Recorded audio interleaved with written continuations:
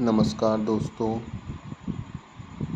अब हम प्रतिवेदन संख्या 148 की डिक्टेशन स्टार्ट करेंगे। 1 2 3।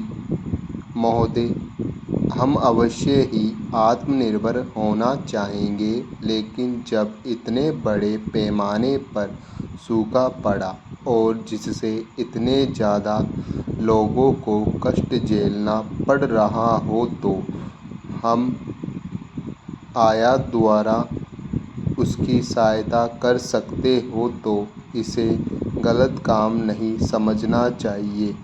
फिर भी हमने मामूली आयात से ही काम चलाया है।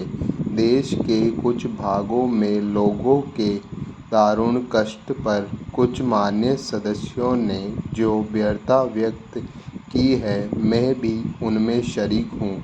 मैं उन लोगों में नहीं हूँ जो आम तौर पर अखबारों के हवाले से कुछ कहा करते हैं, और मैं यह नहीं मानती कि अखबारों में सब कुछ सही छपता है, लेकिन अगर कोई बात छापे में देखने को मिलती है तो माननीय सदस्य बहुत प्रभावित होते हैं। मुझे जिस अखबार का जिक्र यहाँ करना है, वह मुझे अभी कुछ देर पहले देखने को मिला है।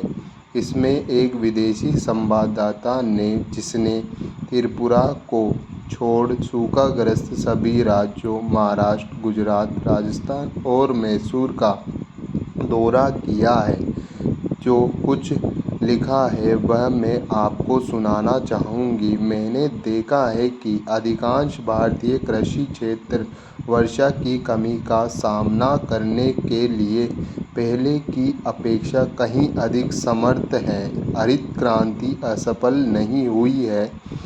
प्रधानमंत्री इंदिरा गांधी जी ने जब पिछले साल गर्व के साथ कहा था कि भारत अनाज के मामले में आत्मनिर्भर हो गया है, तो वह लगभग सही बात कह रही थी।